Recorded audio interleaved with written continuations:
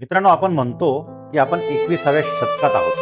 आपण प्रगत झालो आहोत. पण बिहारमधील वैशाली जिल्ह्यात जे घडलं ते पाहून माणुसकीची मान लाजेने खाली गेली आहे. 91 वर्षाच्या झापसी देवी यांचं निधन झालं. कुटुंबाने त्यांची अंत्ययात्रा काढली, पण गावातील काही दांडग्या लोकांनी त्यांचा रस्ता अडवला. गुन्हा काय? तर त्या फक्त दलित समाजाच्या होत्या.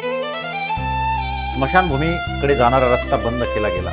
अनेक विनंत्या केल्या, पण कुणाच्याही काळजाला पाझर फुटला.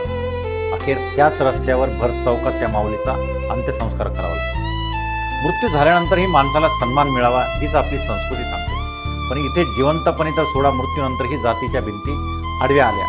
हे चित्र कधी बदलणार? एक वृद्ध महिला सन्मानाने निरोपही घेऊ शकत नाही का? इतका अधिकारही तिला नाही का? हा प्रश्न फक्त त्या कुटुंबाचा नाही, तर आपल्या व्यवस्थेचा आहे. माणुसकी अजूनही समान नाही का? तुमचे विचार कॉमेंट बॉक्समध्ये नक्की सांगा.